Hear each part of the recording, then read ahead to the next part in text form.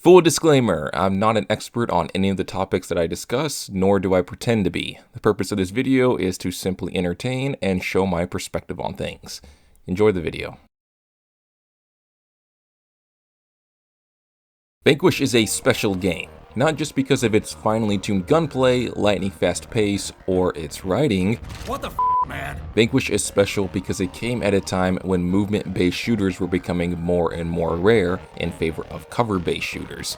Today, in the year 2020, we're seeing more and more quality movement-based shooters like Doom Eternal and Titanfall, but before those, there was Vanquish.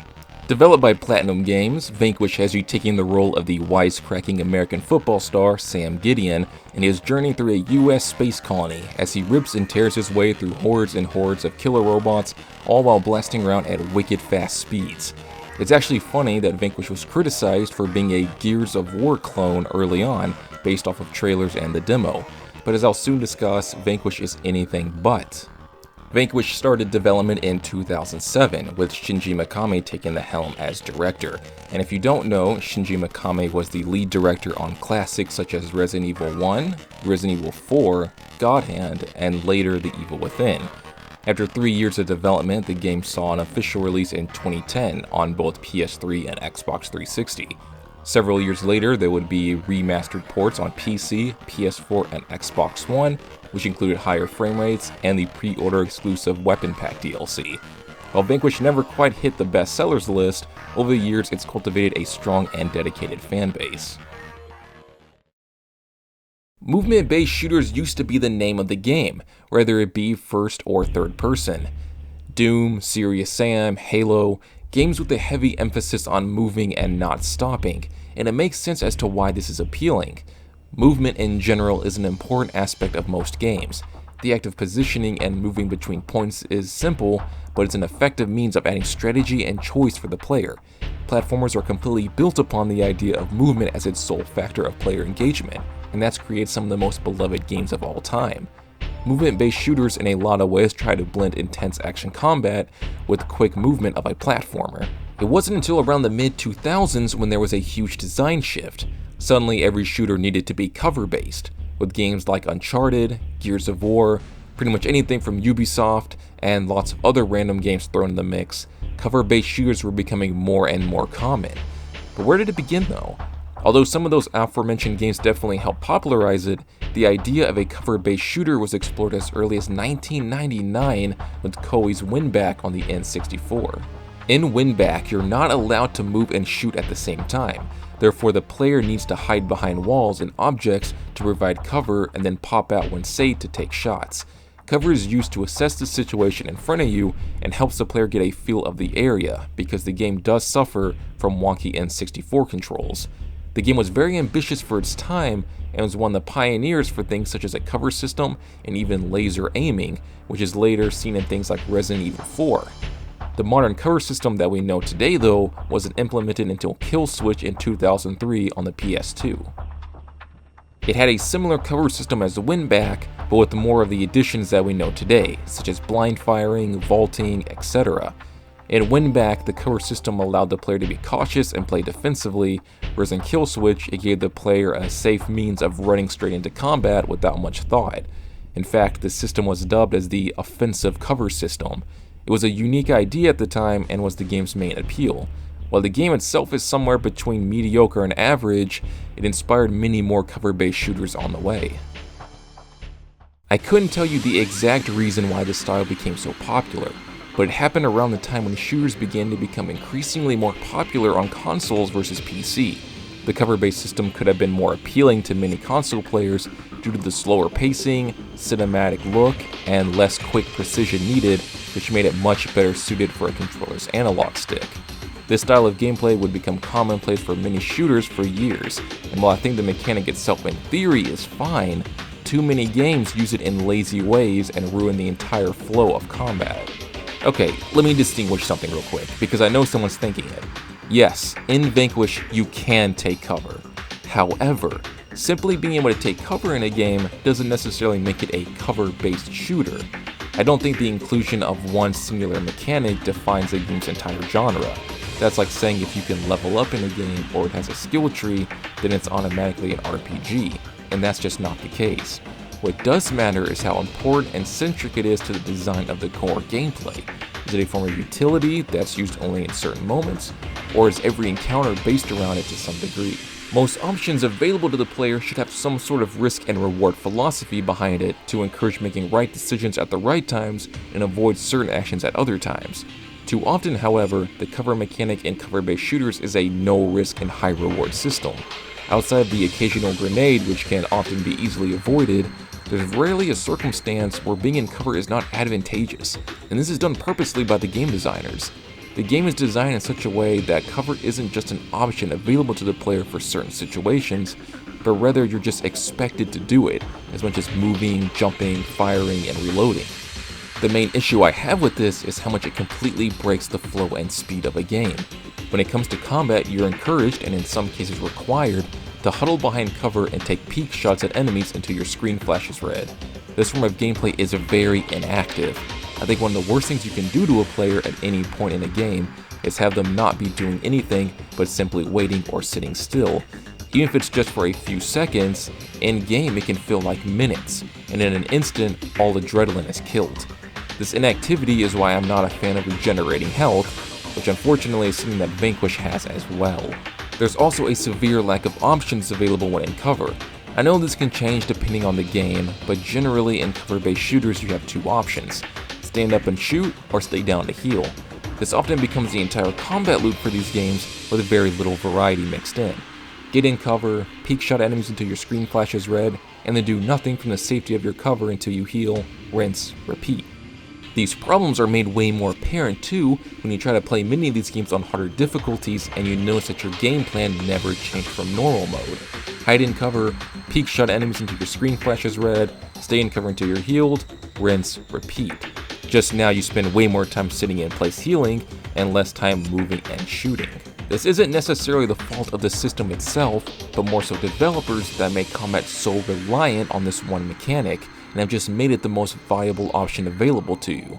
Sure, you could go in Rambo style guns blazing, but there's no reason to if it's less efficient, and the design of the combat encounters often put you at a disadvantage for not using the cover system all the time and hugging objects for dear life. This design starts to come off as not very well thought out after a while, and starts to bring down the fun factor of games like Uncharted that otherwise had many other great strengths.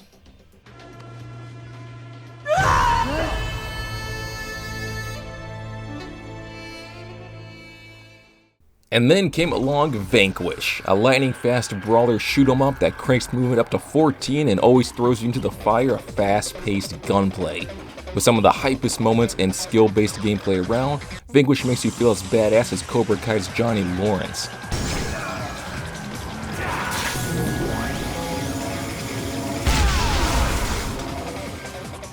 Although cover is an option in Vanquish, it's not required. The game can even be completed on the hardest difficulties without using cover at all, and still feels balanced and fair, because the game wasn't designed around forcibly using cover. The game's scoring also actively punishes you by lowering your score the more you use cover, which, let's be honest, no one really cares about high scores anymore. It's all about those letter rankings now, which unfortunately Vanquish doesn't have. But it does show the design philosophy with Vanquish, and that cover is discouraged and used more as a crutch to get out of a situation, rather your go-to solution for everything. You are encouraged, however, to slide and zip all over the ground with your sliding boosters, dodging enemy bullets, and being hyper-aggressive in an almost bullet hell-like style.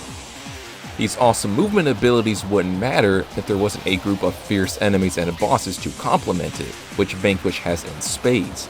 Sure, you have your standard grunt enemies that go down in a few hits that don't do much besides stand there for you to shoot at, but there's also high mobility enemies that will constantly flank you, as well as enemies with strong front defenses that must be taken out from the sides or backside. Enemies usually have multiple strategies and unique ways to defeat them. These can range from simple things like using an EMP on a view hound that's in the air for an instant kill, to more elaborate setups such as using the knockback from the LFE gun to blow a Roman off into a group of enemies, and then blowing up his fuel tank for massive AoE damage. Vanquish's pool of enemies encourage experimentation and creative ways to be dealt with. Bosses in Vanquish are few and are generally pretty short, but are varied in aesthetic and design, and each fight offers something different, along with some of the hypest cinematics ever in a video game.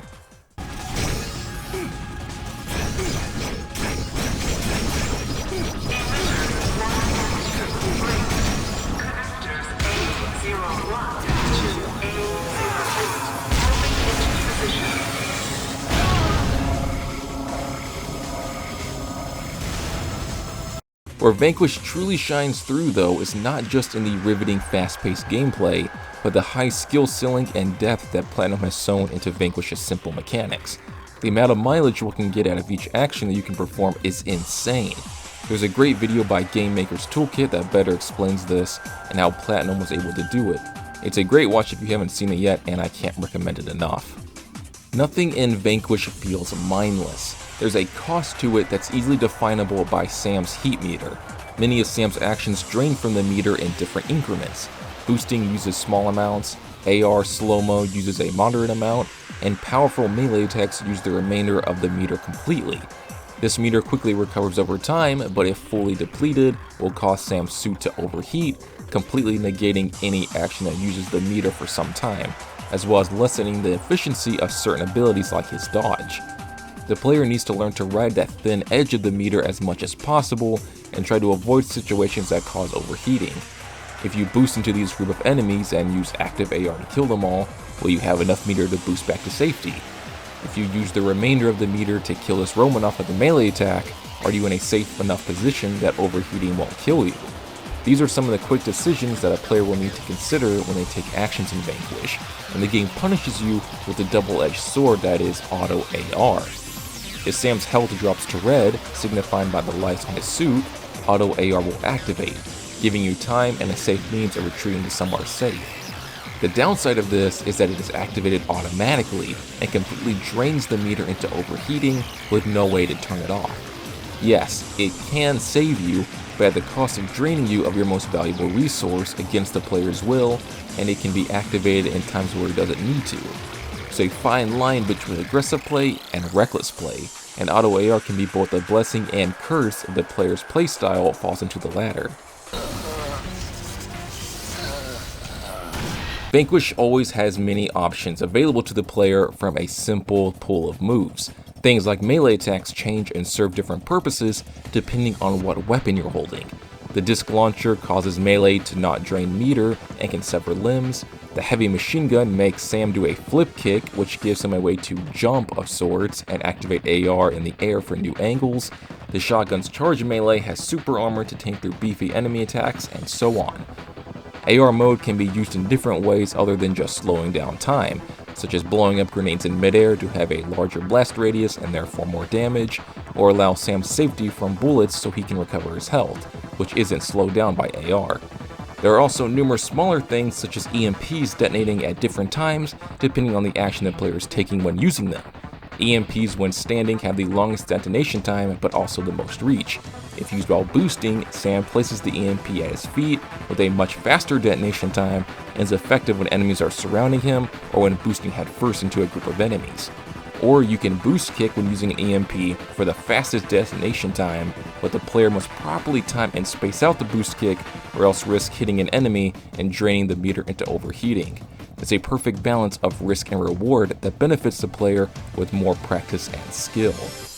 There are also many small techs that add to Vanquish's complex depth, such as combining the startup of a boost and dodge to create movement with larger iframes, cancel reload animations by swapping weapons for quicker reloads, boosting diagonally for increased speed and distance per meter usage, or canceling melee attacks into a dodge for unique ways to travel across the battlefield without using meter. There's even some really obscure things like using the tail end of the flip kick from the heavy machine gun to send enemies in the air without using your meter, which can then be used in ways such as revealing a Romanoff's weak point. Vanquish has a plethora of strategies available that are only limited by the player's skill. We can't talk about Vanquish without also talking about Godhard. Godhard is the hardest difficulty available in Vanquish and is easily where the player can notice how intricate Vanquish's systems can be. Enemies have increased health, the player takes massively increased damage, health regeneration is slowed dramatically, active AR drains twice as fast, and auto AR drains at 4 times the rate. If that wasn't enough, weapons can also no longer be upgraded, enemy spawns are remixed to be much more deadly, such as having to fight 2 Bias in Act 2 Mission 6 versus just one that shows up on every other difficulty. Some have criticized Godhard as being counterproductive to Vanquish's overall design. With everything being able to wipe you out in mere seconds and defenses being so much lower, you're discouraged from being aggressive and instead need to stay back and play more like a cover-based shooter by hiding behind something and taking peek shots at enemies until they're all dead. But this couldn't be further from the truth. Staying in one place is actually one of the worst things the player can do. Once enemies are aware of your location, they have aimbot-like accuracy, which makes peek shots very ineffective and dangerous. It should also be worth mentioning that active AR mode can only be activated during or after some sort of movement, after a dodge, while boosting, in the air, etc. It can't be used from the safety of cover outside of auto AR, which to be honest isn't that safe to begin with. The player has every defensive option they need to be hyper aggressive and avoid damage. Boost dodging for increased iframes, EMPs for huge areas of crowd control and stun, cigarettes for drawing away all enemy fire for a moment, and AR mode to safely recover health if needed in an open space. Everything boils down not just to the player's aim, reflexes, tech execution, and knowledge of enemy tactics, but proper usage of their meter. While cover-based shooters on harder difficulties usually result in just hugging cover more than ever before, Vanquish challenges the player by requiring them to be aggressive in dangerous situations and using all the unique tools available to them to mitigate damage and make otherwise deadly situations manageable. Everything not only needs to be used, but needs to be used effectively and wisely, and this is what makes Godhard such a joy to play. While it can definitely be frustrating at times, it's the best way to experience Vanquish at its fullest. Okay, let's be serious for a second. Calling Vanquish the rebirth of the movement-based shooter is a stretch and hyperbole on my part, but it really is a great game that deserves your time and attention. In my opinion, shooters right now are coming into a much better state than they were in the mid-2000s and early 2010s. Yet even with that, Vanquish has aged incredibly well and did so many things right, and it's unfortunate that the game didn't get the attention it deserved. I wouldn't say Vanquish is an underrated game, since most people who play it have positive things to say, and it did very well critically, but rather I would say the game is under-recognized, both as an IP and for the things it accomplished from a gameplay perspective. It brought a new level of depth to the shooter genre that's hard to find. If you haven't played Vanquish before, then I highly encourage you do so. It's unique, polished, fun, complex, but not over-bloated or tedious. To me, it remains one of the greatest shooters and even one of the greatest games ever made.